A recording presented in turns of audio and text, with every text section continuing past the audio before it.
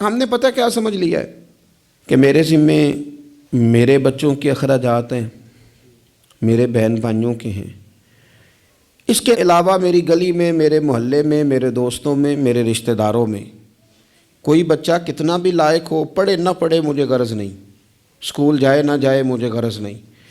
کوئی اس کا کسی قسم کا بھی مستقبل بنے نہ بنے مجھے کیا لگے۔ اور بڑے شاپنگ مال سے جب لوگ شاپنگ کر کے باہر نکلتے ہیں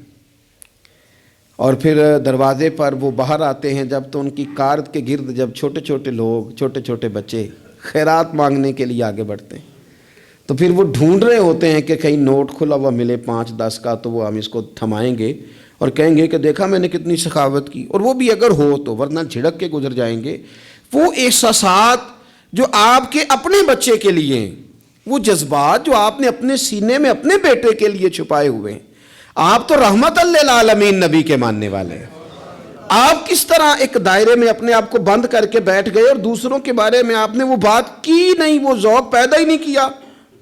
بڑے درد سے کہتا ہوں، جب ہم کسی کے بچے کا عیب بیان کر رہے ہوتے ہیں تو دل پہ ہاتھ رکھ کے ایک دفعہ سوچنا چاہیے کہ اگر یہ بات میرے بچے کی ہوتی تو میں یوں ہی بیان کرتا،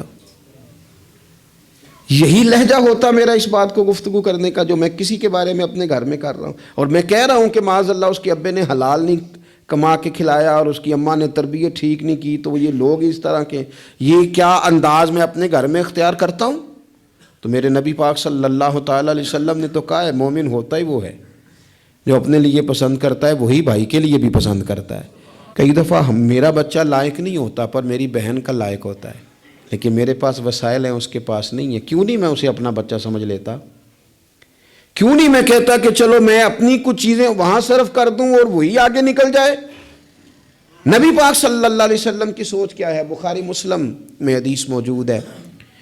حضرت خالد بن سعید بن عاص رضی اللہ تعالیٰ عنہ کی ایک بیٹی ہیں، چھوٹی سی بڑی پیاری، نام ہے ام خالد رضی اللہ تعالیٰ عنہ۔ حضور کے پاس نہ کہیں سے کچھ کپڑے آئے، چادریں آئیں، بڑے پیارے کپڑے تھے، حضور نے صحابہ میں بانٹے، ان میں ایک شال تھی، چادر تھی، اس پہ خوبصورت رنگوں کی کڑھائی ہوئی تھی، تو وہ چادر جب نکلی تو لوگوں کو بڑی بھلی لگی، تو حضور نے فرمایا تمہارا کیا خیال ہے میں کسے دوں گا؟ تو صحابہ چپ کر گئے، بھئی ہم کیسے بتا سکتے ہیں کہ محبوب کی چاہت کیا ہے؟ حضور نے تجسس بڑھانے کے لیے کہا کہ تمہارا کیا خیال ہے میں کسے دوں گا؟ لوگ خاموش ہو گئے، تو فرمایا جاؤ کوئی ام خالد کو بلا کے لاؤ۔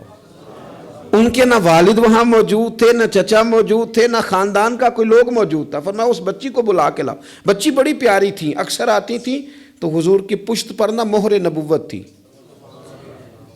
تو اس کے ساتھ کھیلتی تھیں، تو ان کے والد منع کرتے تھے یہ کیا کرتی ہو؟ تو حضور فرماتے تھے آپ چپ کریں، بچی جو کرتی ہے اسے کرنے دیں،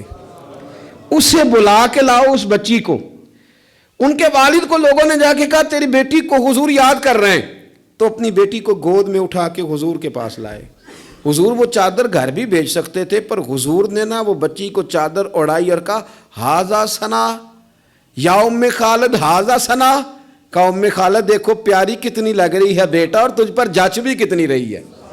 سونی کتنی لگ رہی ہے، اور تمہیں پیاری بڑی لگ رہی ہے۔ حضور نے وہ تحفہ دیا، پھر ایک موقع پر ایک اور تحفہ حضرت ام خالد کو دیا،